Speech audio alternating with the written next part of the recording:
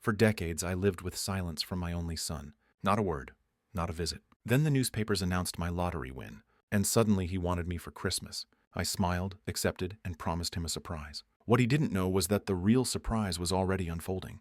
Before we continue, please subscribe to the channel and comment where you're listening. Here's how it all began, with a December phone call that cut deeper than any silence ever had. The phone rang just as I was settling into my evening routine, the shrill sound cutting through the December silence of my Lincoln home like a blade. I almost didn't answer. Telemarketers had a way of calling right at dinner time, but something made me reach for the receiver. Dad, the voice hit me like a physical blow. 20 years of silence, and now this casual greeting, as if we'd spoken yesterday. Nicholas. My voice came out steady, though my knuckles had gone white around the phone. This is unexpected. Yeah, well, I could hear that familiar nervous laugh, the one he'd used as a child when caught in a lie. Listen, I know it's been a while, but Christmas is coming up, and Melina and I were talking.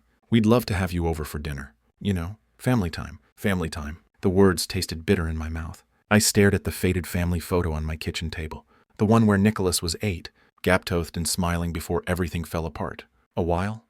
I couldn't keep the edge from my voice. Nicholas, you haven't returned my calls in 2 decades. Do you remember the birthday cards I sent?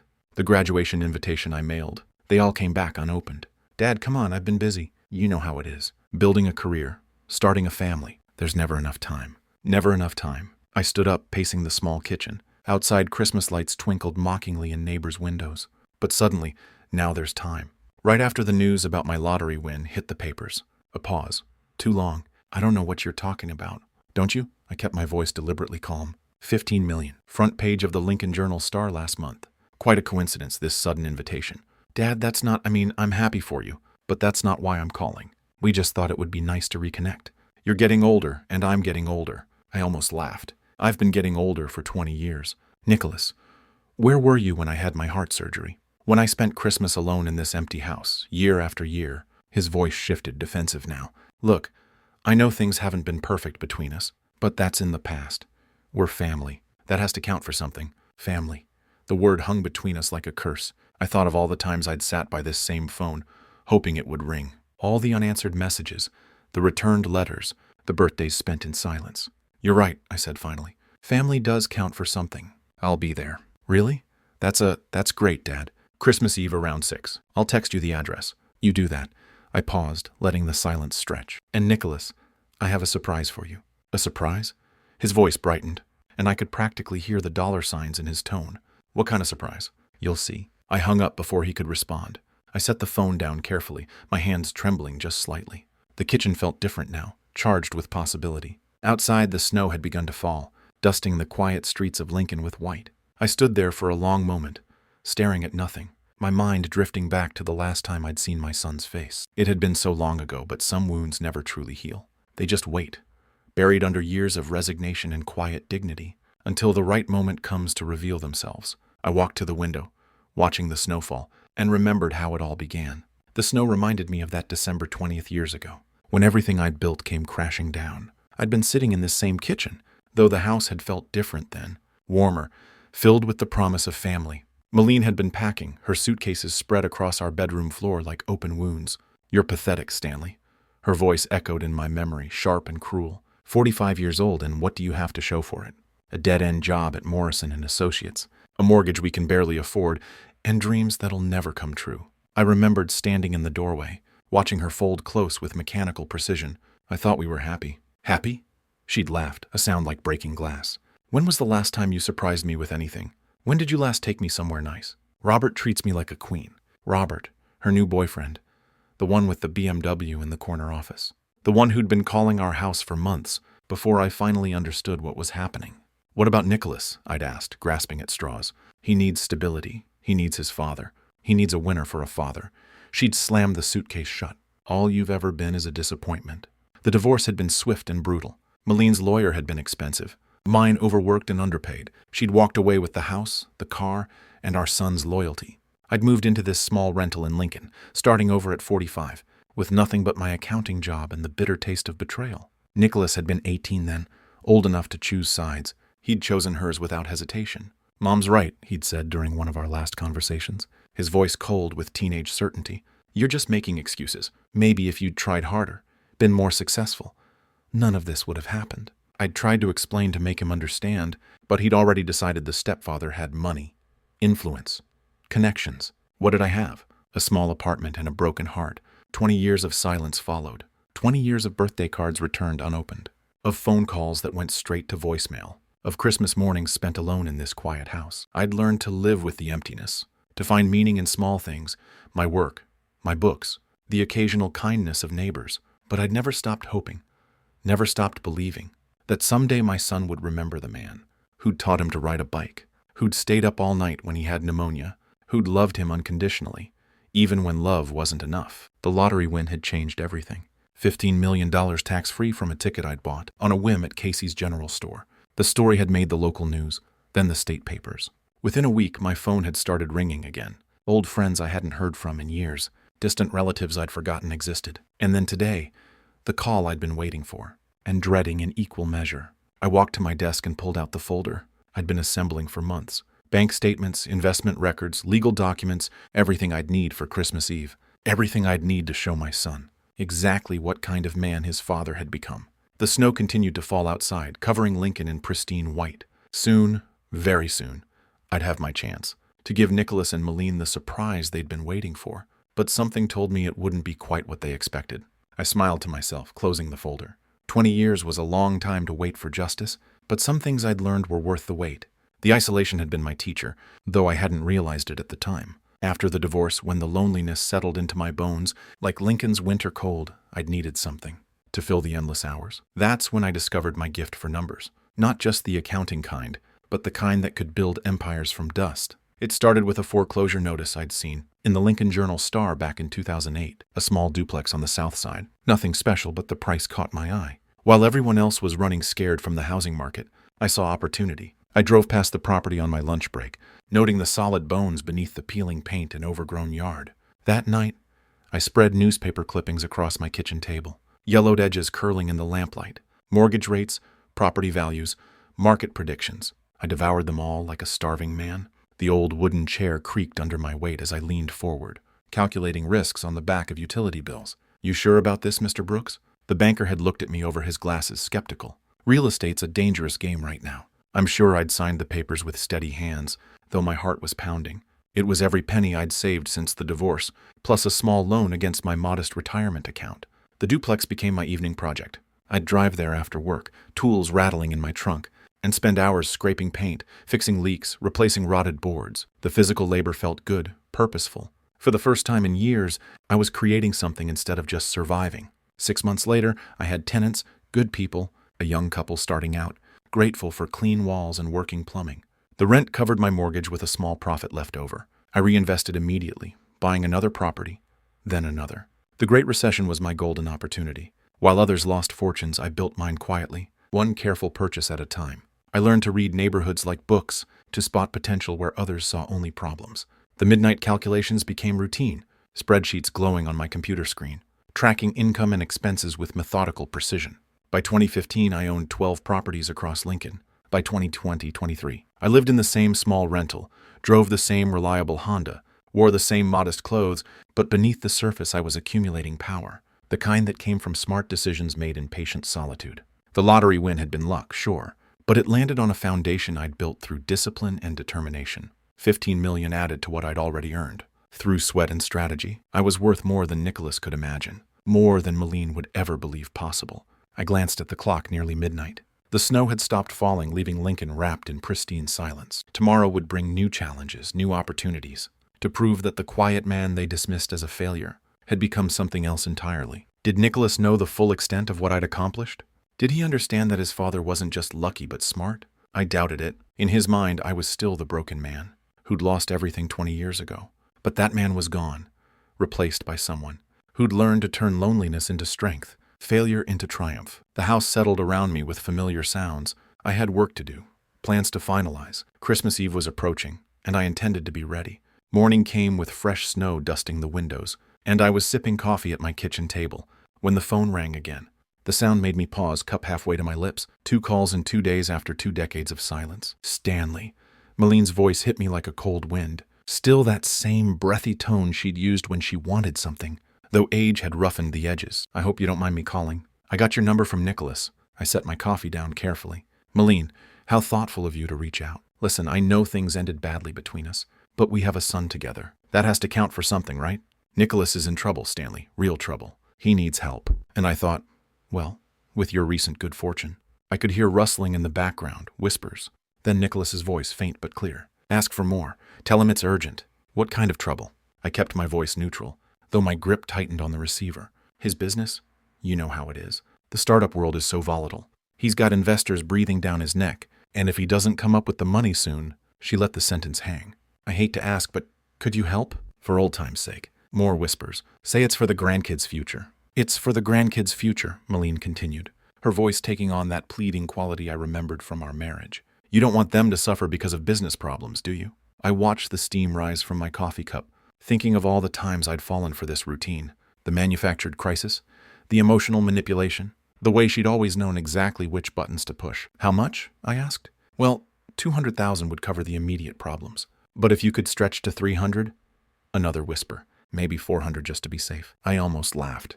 $400,000 asked for as casually, as borrowing sugar from a neighbor. I see. Stanley, I know you're angry about the past, but this is bigger than our problems. This is about family, about doing what's right. What's right? I repeated the words slowly. Tell me, Malene, what was right about 20 years of silence? What was right about returning birthday cards unopened? What was right about teaching our son to treat his father like a stranger? Her voice hardened. That's ancient history. We're talking about now, about your son's future. I won't give you a cent. The words came out cleaner than I'd expected, without anger or bitterness, just fact. What? She sounded genuinely shocked. Stanley, you can't be serious. You won millions of dollars. What's a few $100,000 to help your own son? Not a cent, I repeated. Not now. Not ever. But you love him. You're his father. How can you just abandon him when he needs you most? I thought of all the times I'd needed them, all the reaching out that had been ignored. I learned from the best. You're making a mistake. You'll regret this. I don't think I will. The line went dead. She'd hung up on me just like that. I set the phone down and watched. The snow continued to fall outside my window. The silence felt different now.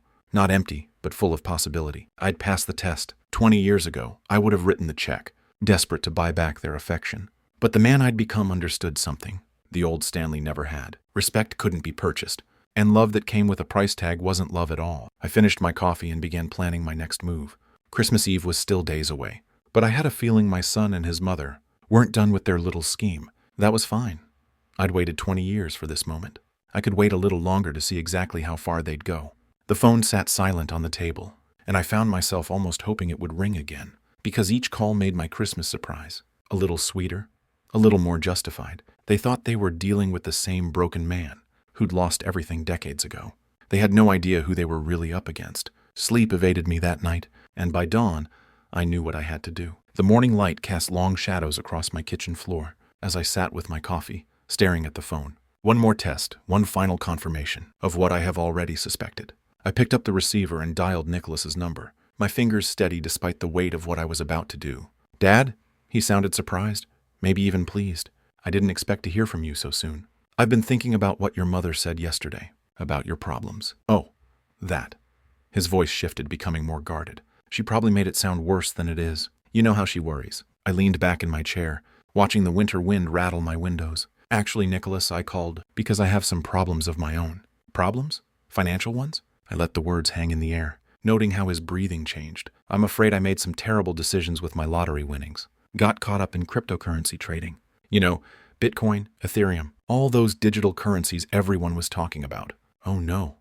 But his tone wasn't sympathetic. It was calculating. How bad is it? Pretty bad.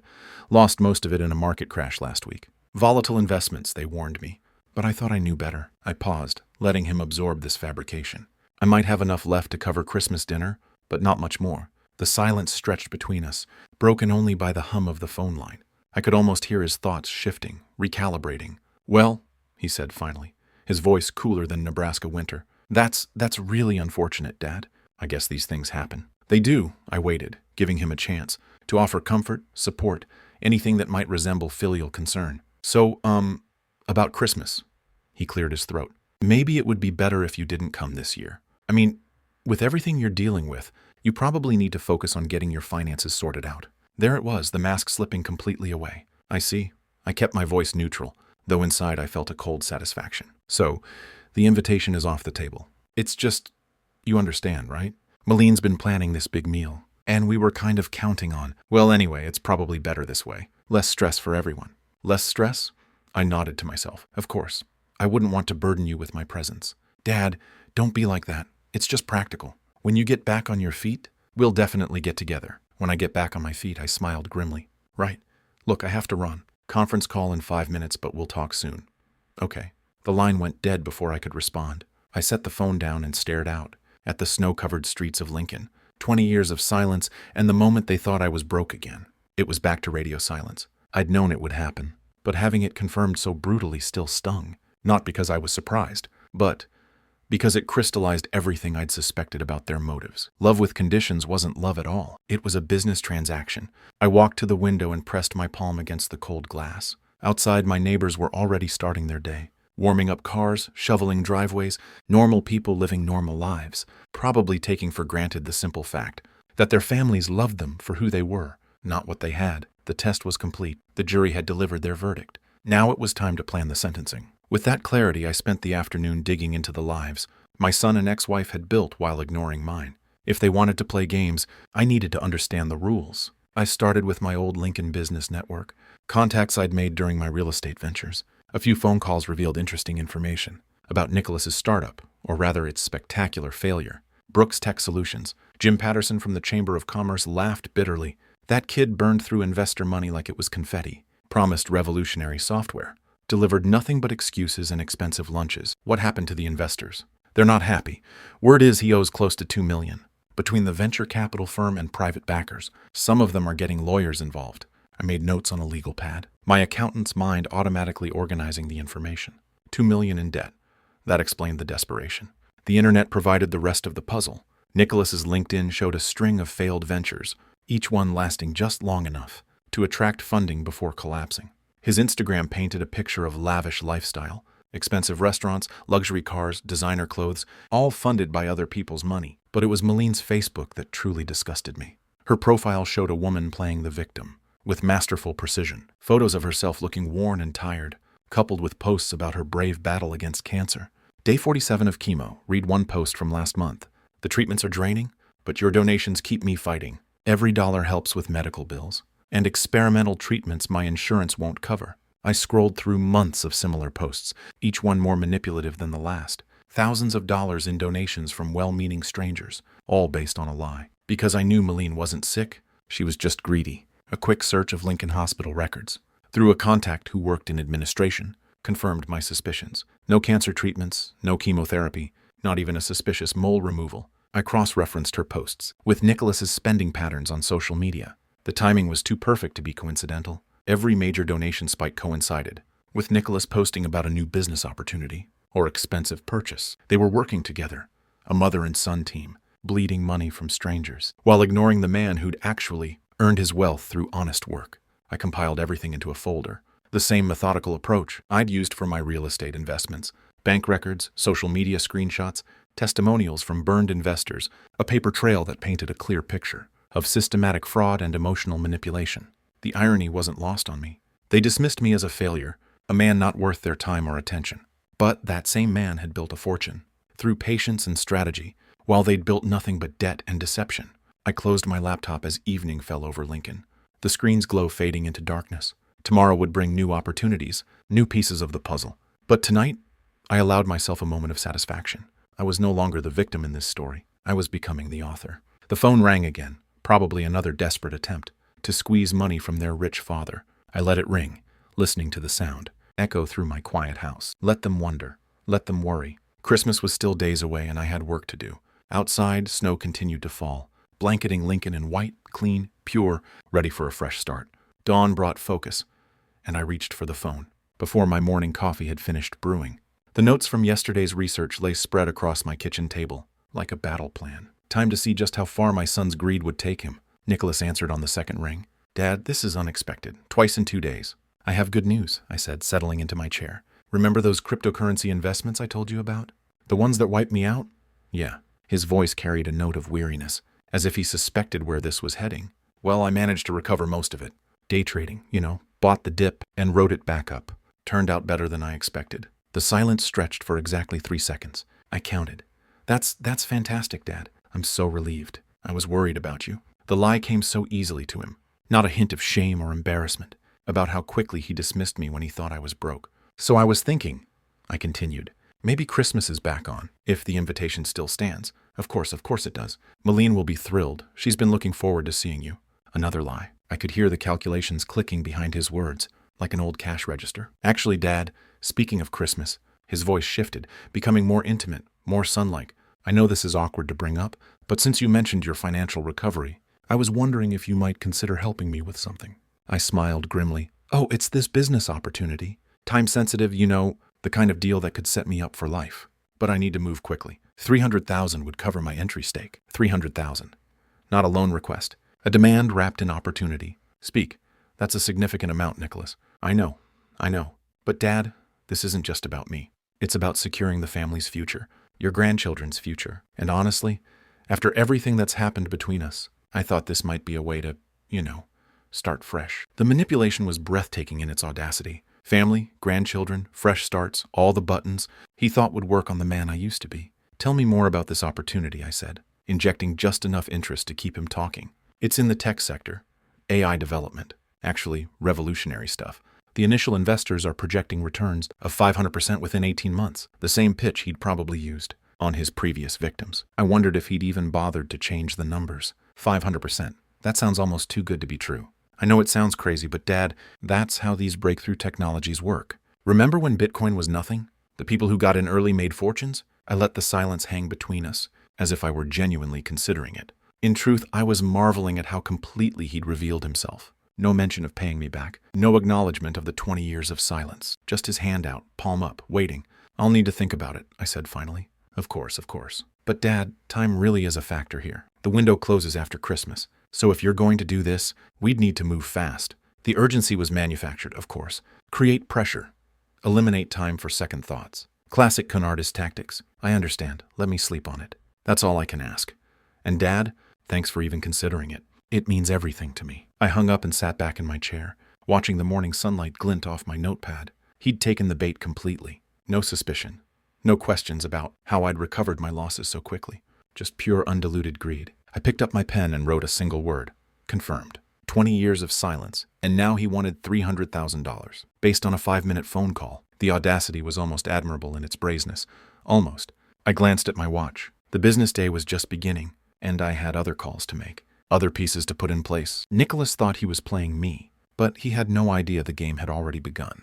With that bait set, I turned to the contacts I had compiled during yesterday's research. The investors Nicholas had burned deserved to know where their money had gone and where the man who'd taken it was hiding. I started with the venture capital firm first. The receptionist transferred me to a Mr. Davidson, who sounded tired, even at 9 a.m. You're calling about Nicholas Brooks? His voice sharpened. What's your connection to him? I'm someone who believes in accountability, I said carefully. I understand he owes your firm a considerable amount of money. Considerable is an understatement. We're talking about deliberate fraud, but he's vanished. No forwarding address, no contact information. Our lawyers are frustrated. What if I told you I knew exactly where he was? Davidson's chair squeaked as he leaned forward. I'm listening. Lincoln, Nebraska. He's been hiding there for months, living at his mother's house while planning his next scheme. I provided the address, phone number, and social media evidence I'd gathered. Davidson's excitement was palpable. How do you know all this? Let's just say I have a personal interest in seeing justice done. After Davidson, I contacted the 3 private investors Nicholas had named on his failed company's registration documents. Their reactions were remarkably similar. Initial skepticism followed by barely contained rage when I provided proof of his whereabouts. That little weasel, growled Helen Martinez, who'd lost $50,000 in his solar panel startup. I knew he was hiding somewhere. My lawyer said we'd need a private investigator to track him down. Consider the investigation complete, I said. I'm also sending you evidence of his current lifestyle. Social media posts showing expensive purchases, restaurant visits, luxury items, all while claiming bankruptcy. By noon, I'd contacted 7 investors. By 2, they were forming a collective lawsuit. By 3, they had a conference call, scheduled with their legal teams. I sat back in my home office, surrounded by papers and screenshots, listening to my phone ring with updates. Each call brought more satisfaction than the last. Mr. Anonymous, Davidson said when he called back. I don't know who you are, but you've given us exactly what we needed. We're filing emergency motions to freeze his accounts and seize any assets we can find. How quickly can you move? We're talking days, not weeks. Christmas might be very interesting for Mr. Brooks. I filed away Davidson's business card with the others, creating a neat stack of consequences. For 20 years, Nicholas had lived without facing accountabilities for his actions. That was about to change. The phone rang again. This time it was Helen Martinez. Our lawyers are coordinating with the others. We're going to hit him from all sides simultaneously. No more hiding, no more games. I'm glad I could help. One more thing, she said.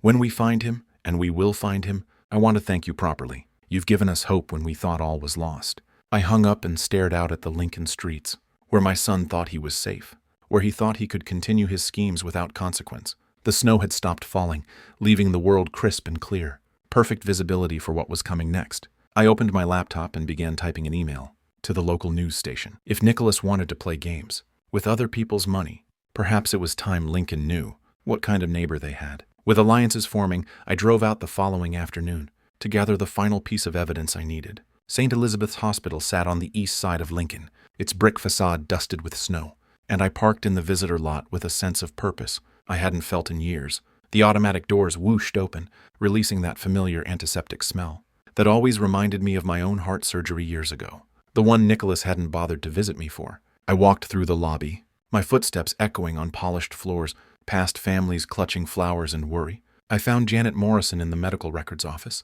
a woman I'd known since my accounting days, when I'd handled the books for her late husband's dental practice. She looked up from her computer with surprise. Stanley Brooks, what brings you here on a day like this? Hello, Janet. I need a favor, and I know this is delicate territory. Her expression shifted to weariness. What kind of favor? I pulled out a business card from Davidson's firm. I'm helping with a fraud investigation. There's a woman claiming cancer treatments she never received, collecting donations under false pretenses. Lives are being affected. Janet studied the card, then looked back at me. Stanley, you know, I can't just... Malene Brooks, my ex-wife. The words tasted bitter. She's been running a scam on social media, claiming chemotherapy treatments that never happened. Good people are sending money they can't afford because they believe she's dying. Something shifted in Janet's eyes. She'd always been a woman who valued honesty above bureaucracy. This stays between us, she said quietly. 20 minutes later, I sat in my car reviewing the printouts. Clean medical history going back 5 years, routine checkups, dental cleanings, a minor sinus infection last spring, not one oncology appointment, no chemotherapy, no cancer diagnosis of any kind. The fluorescent hospital lights cast stark shadows across the papers as I read every detail. Each page confirmed what I'd already known. Malene's entire cancer story was fabricated. Every donation, every sympathy message, every prayer sent her way was based on an elaborate lie. I tucked the records into my coat pocket, feeling their weight against my chest like armor. The drive home through Lincoln's quiet streets gave me time to process what I'd uncovered. Snow fell steadily, coating the world in white, making everything look clean and new. For a moment, sitting at a red light, I wondered if I was crossing ethical lines. These were private medical records, obtained through personal connections rather than proper channels. But then I thought of the families, sending $20 bills they couldn't spare, believing they were helping a dying woman fight for her life. The light turned green and I drove on. Sometimes justice required getting your hands dirty. Back home, I placed the records in my folder, next to the investor information and lawsuit confirmations. 3 separate angles of attack, all carefully orchestrated, all perfectly timed. Nicholas and Malene had spent 20 years, believing they were smarter than everyone around them. Tomorrow would test that theory. I glanced out my kitchen window, where Christmas lights twinkled in neighbors' windows, and allowed myself a smile. The holiday season was about to become very interesting for the Brooks family. The phone rang one more time that evening.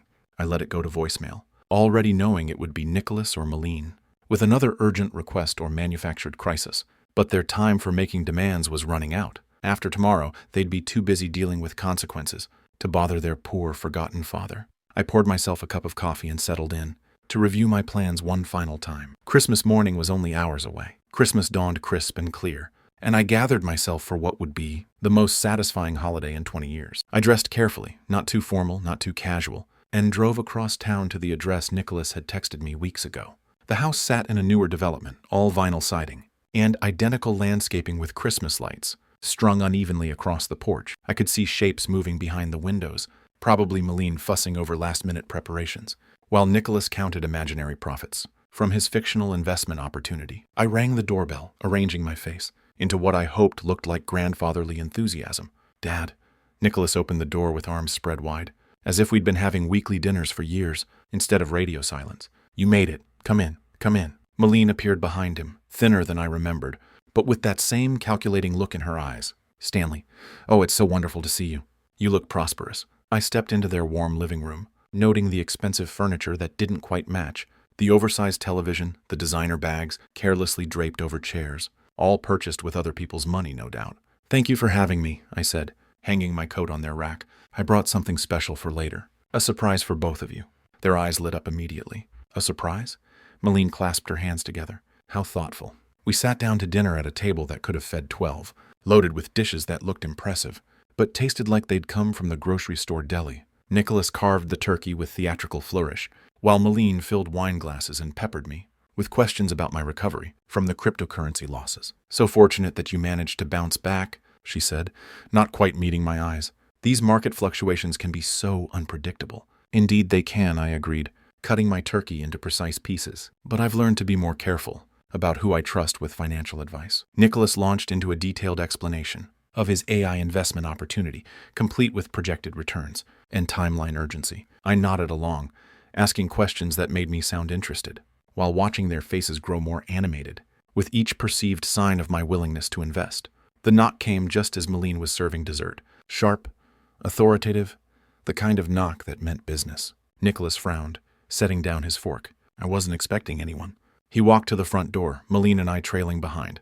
Through the window, I could see a man in a dark coat holding an envelope. "Nicholas Brooks?" the man asked when the door opened. "Yes, you've been served." He handed over the envelope and turned to leave. Nicholas stared at the papers, his face draining of color as he read. This can't be right." "Well, what is it, honey?" Malene peered over his shoulder.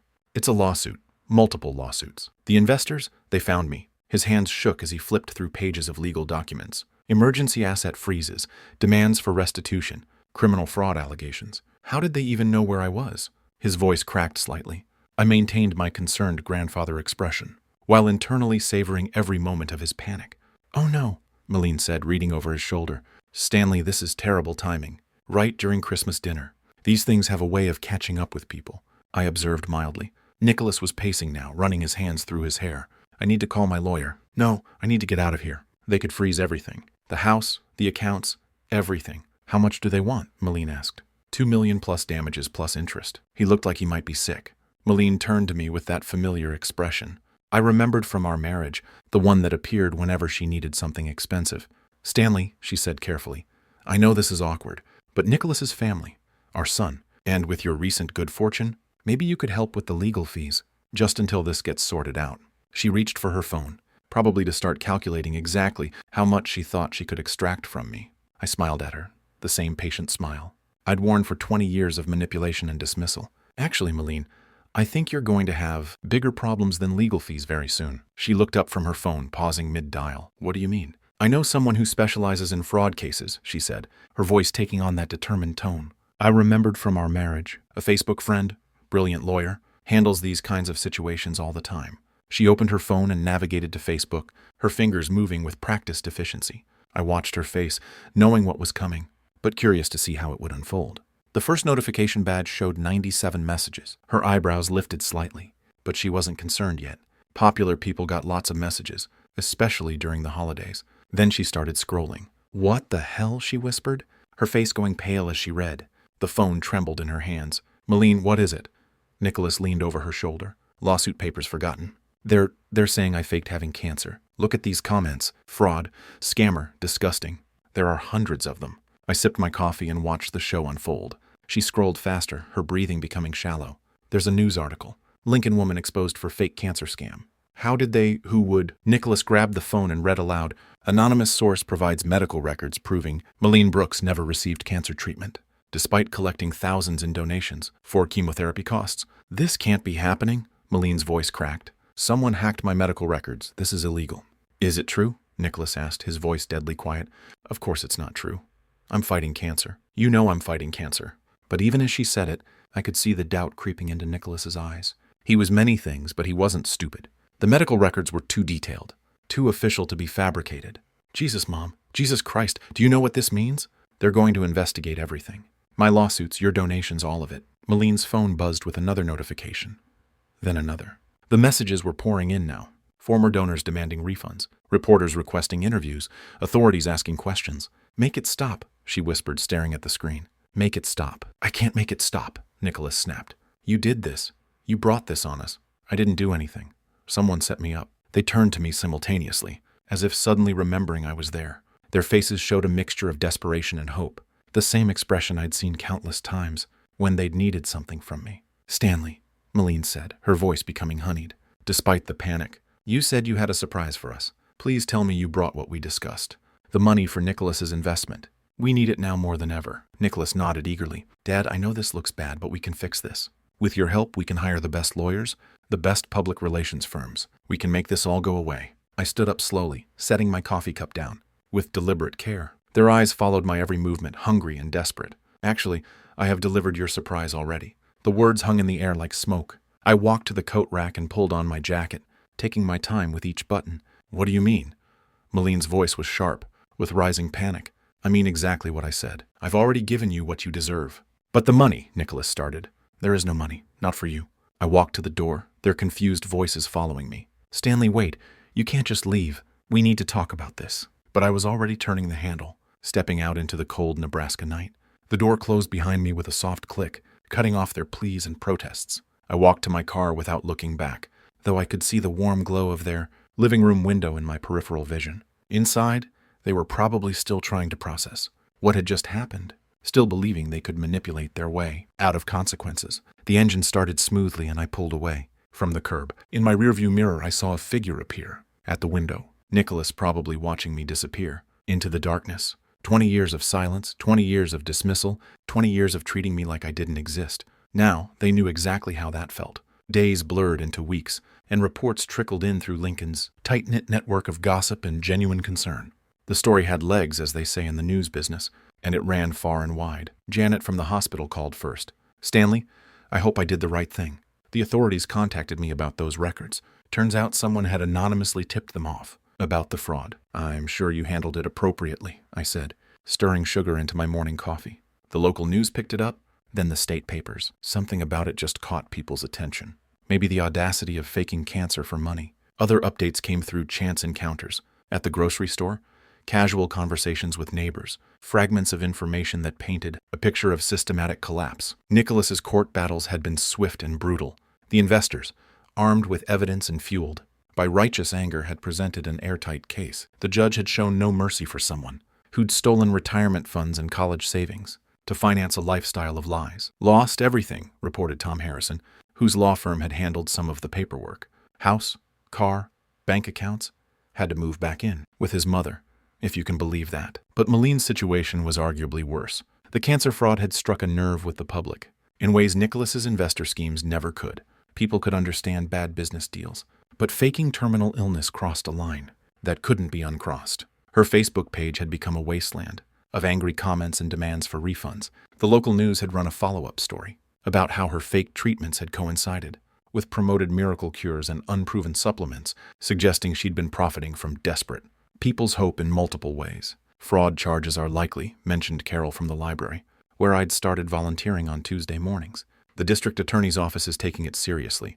But the most satisfying update came from an unexpected source. The mail carrier, a young woman named Sarah, who'd been following the story, stopped by my house with a package and couldn't help sharing what she'd seen.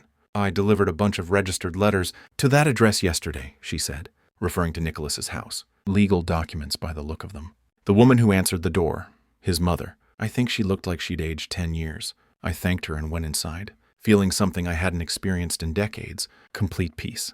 The spring that followed was a revelation. I discovered that freedom from resentment was like recovering from a long illness. Suddenly the world had color again. I took my first real vacation in years, driving through the Rocky Mountains, staying in small towns where nobody knew my story. In Colorado, I met a retired teacher named Margaret, who told me about her volunteer work with literacy programs. By the time I returned to Lincoln, I'd signed up to help adults learn to read. It felt good to build something, instead of just tearing down. The community center where I volunteered was full of people who'd faced real challenges: job loss, family problems, health issues, and had chosen to move forward instead of backward. Their resilience put my own struggles in perspective. "You seem different," observed Father Martinez from St. Mary's, where I'd started attending again. Lighter somehow. He was right. The weight I'd carried for 20 years had lifted, leaving room for things I'd forgotten I enjoyed. Books, long walks, conversations with people who valued honesty over profit. I still lived in the same modest house, still drove the same reliable Honda, but now these things felt like choices rather than limitations. I had enough money to live anywhere, do anything, but I discovered that satisfaction came from different sources than I'd expected. One evening in May, as I was planning a trip to visit the Grand Canyon, my phone rang. The caller ID showed Nicholas's number, but I let it go to voicemail. Later, I listened to his message, a rambling apology mixed with subtle requests for financial help. I deleted it without a second thought. The next morning, I packed my suitcase and loaded my car with maps and travel guides. The Grand Canyon could wait, though. First, I was going to drive through Kansas, where I'd heard about a small town that needed help rebuilding after a tornado. It felt good to have somewhere to go, someone to help. It felt good to be needed for the right reasons. As I pulled out of my driveway, I glanced once at the house, where I'd spent so many years waiting for a phone call that never came. Now I understood that I'd been waiting for the wrong thing entirely. The road ahead was empty and full of possibilities. I pressed the accelerator and drove toward whatever came next, leaving the past where it belonged, in the rearview mirror, growing smaller with each mile. If you like this story, please like this video, subscribe to the channel, and share your impressions of this story in the comments. To listen to the next story, click on the box on the left. Thank you for watching.